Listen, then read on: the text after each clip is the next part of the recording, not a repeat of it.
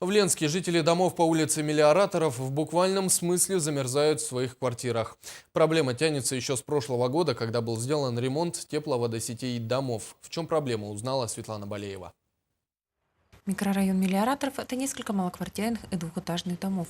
Уже не первый год здесь решается проблема теплоснабжения. Дело в том, что вода в трубах отопления в октябре месяце имеет температуру 25 градусов, что не соответствует санитарным нормам. Снег уже лежит, уже что такое, ё-моё. Платим мы регулярно, все у нас нормально по части этого.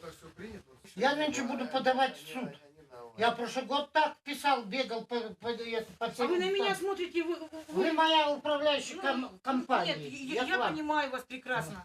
В прошлом году была проведена работа по укладке новой теплотрассы до теплопункта котельной ЛПТС. Но проблема отсутствия тепла в микрорайоне так и осталась. Хотя представители ресурсоснабжающих организаций уверяют, что на их участках недопоставки тепла не происходит.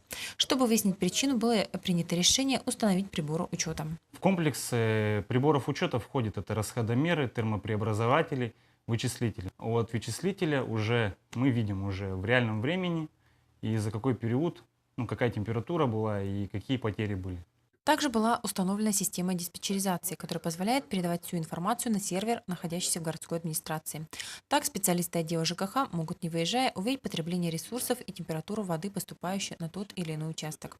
По той информации, которая поступает на сервер городской администрации, можно увидеть, на каком участке идет недопоставка услуг, какая из ресурсоснабжающих организаций сегодня не дорабатывает, либо это все-таки проблема самих многоквартирных домов, из-за которой жители микрорайона уже долгое время остаются без тепла. То есть там стоит прибор учета, мы видим там температуру. Если температура соответствует, да, и также мы видим температуру в многоквартирных жилых домах. То есть вот эту разницу, либо это в сетях проблема, либо все-таки котельная не додает, да, тепла. То есть, уже будет видно, кто виноват. Если потеря в сетях, то, естественно, это уже проблема одной управляющей компании. Если это недопоставка с котельной, то тут уже другая ресурсоснабжающая организация. Ну а пока устанавливается причина недопоставки тепла, жители микрорайона будут платить за тепло по факту, а не по нормативам. Светлана Болеева, Денис Семенов, НВК СХ, Ленск.